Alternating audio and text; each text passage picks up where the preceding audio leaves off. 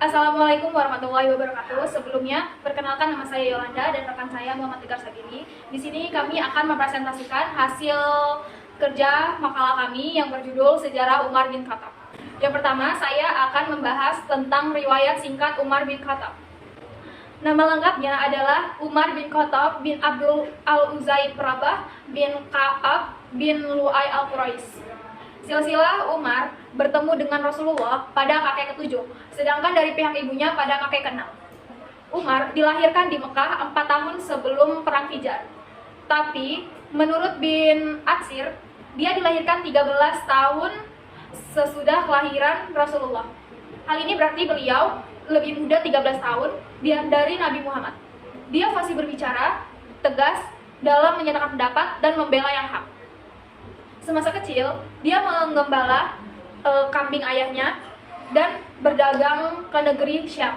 Sebelum masuk Islam, Umar dikenal paling gigih menantang dakwah Nabi. Ketika disampaikan kepada adiknya Fatimah beserta suaminya telah masuk Islam, dia sangat marah dan pergi ke tempat adiknya dengan emosi yang meluap-luap. Dia menampar adiknya yang sedang belajar Al-Quran dan membaca pangkal surat Toha. Tetapi dia kemudian terharu dengan bacaan ayat Al-Quran tersebut. Dia menemui Nabi untuk menyatakan diri masuk Islam. Sewaktu meninggalkan Mekah, berhijrah ke Madinah, dia melewati Ka'bah, sedangkan saat itu pembesar Quraisy berada di pelataran Ka'bah. Selanjutnya, rekan saya akan membahas tentang diangkatnya menjadi khalifah.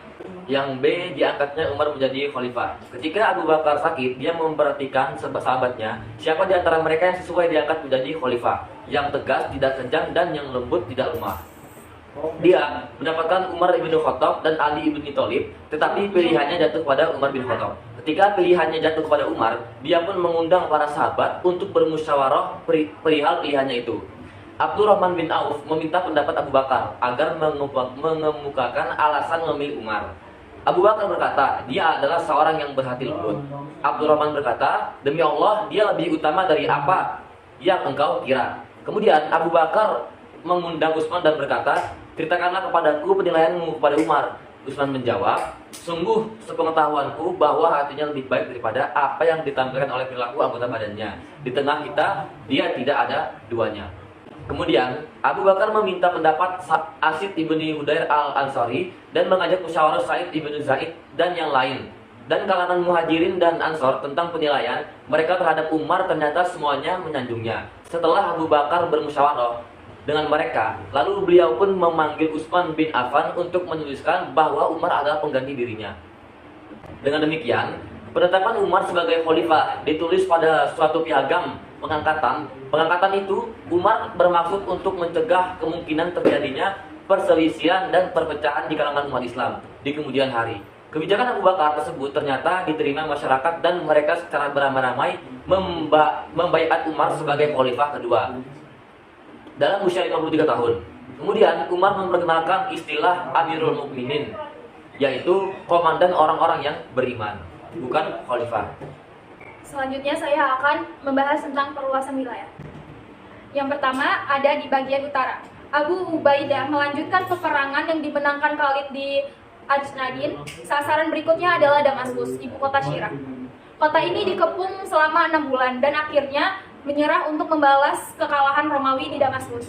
Heraklus, Kaisar Bizantium, menyiapkan pasukan sebanyak 200.000 orang. Di pihak Islam hanya 25.000 orang. Pertempuran sengit terjadi di dekat Sungai Yarmuk. Pasukan musuh mengikatkan diri satu sama lain dengan rantai. Kini tinggal satu kota penting lagi yang belum direbut, yaitu Baitul Maqdis atau Yerusalem.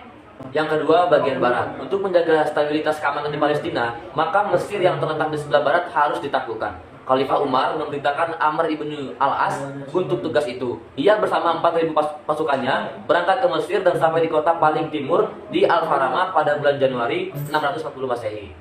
Selanjutnya, Amr menuju benteng Babylon yang amat terkenal itu. Untuk merebut benteng tersebut, Amr meminta bantuan prajurit kepada Khalifah Umar. Khalifah mengirimi bantuan sehingga pasukannya berjumlah 10.000 orang. Benteng itu dikepung selama 6 bulan meskipun dipertahankan oleh 25.000 prajurit, akhirnya menyerah pada bulan Juli 640 Masehi. Selanjutnya, sasaran utama berikutnya adalah Alexander, kota terindah kedua saat itu setelah Konstantinopel.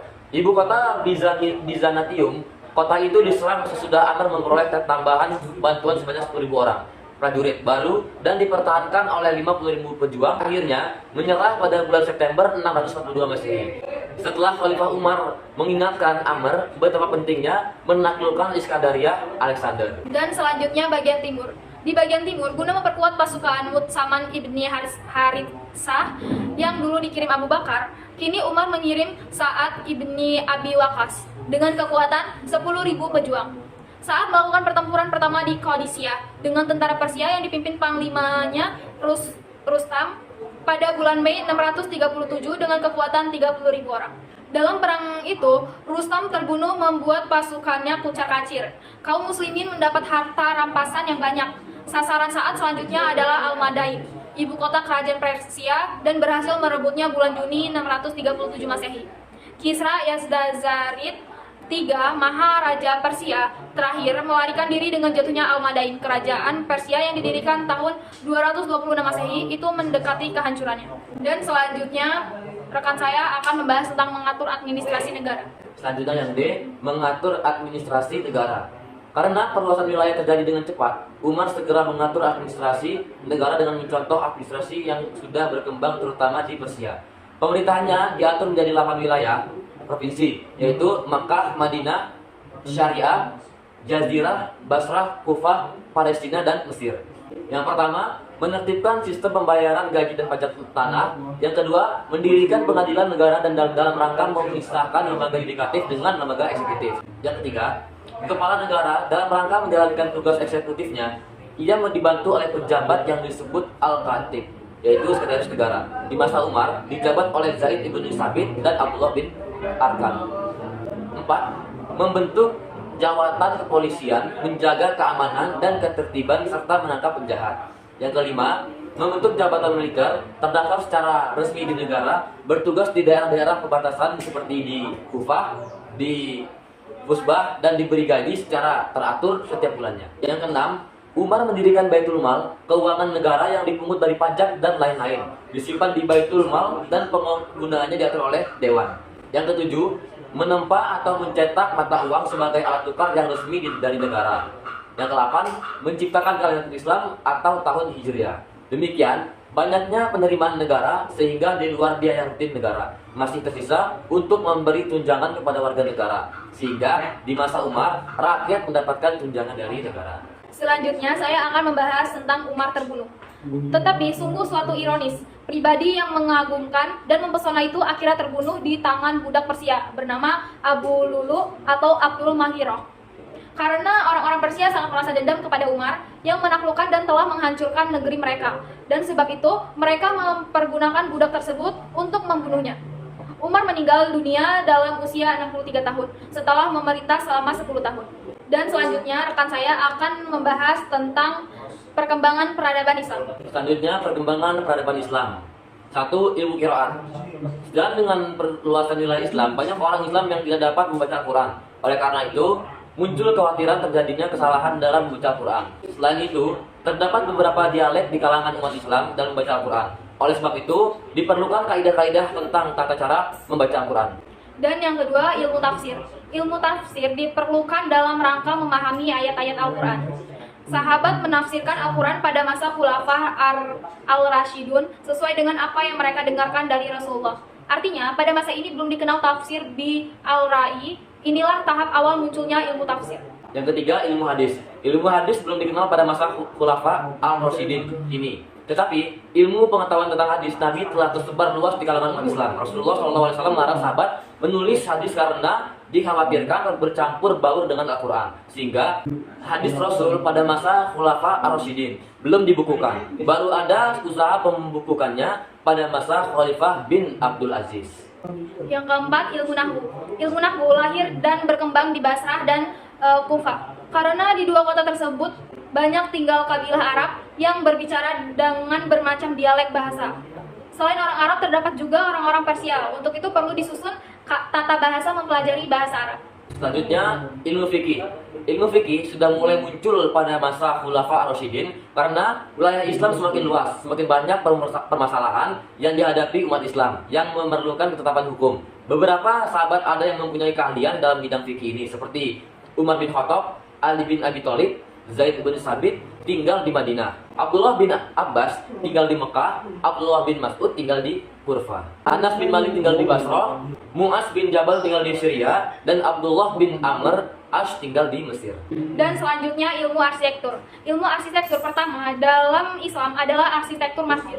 Kemudian baru ada arsitektur kota, selanjutnya arsitektur bangunan. Bangunan dalam seni arsitektur masjid pada masa Khulafaur Rasyidin adalah yang pertama Masjid Kuba, pada mulai didirikan oleh Rasulullah dalam perjalanan hijrah. Yang kedua ada Masjid Al-Haram, adalah satu dari 3 masjid yang paling mulia dalam Islam. Yang keempat Masjid Al-Atiq, masjid yang pertama kali didirikan di Mesir, 21 Hijriah, terletak di utara benteng Babylon, berukuran 50 kali 30 hasta. Setelah Irak dan Mesir ditaklukkan, Khalifah Umar memerintahkan membangun kota-kota yang baru. Bangunan dalam seni arsitektur kota pada masa Khulafaur Rasyidun adalah yang pertama Basrah dibangun pada tahun 14 hingga 15 Hijriah dengan arsiteknya Utbah bin Ghazwali. Dibangun dengan mempekerjakan 800 tukang, lokasinya ditentukan sendiri oleh Umar bin Khattab, kira-kira 10 mil dari sungai Tigris.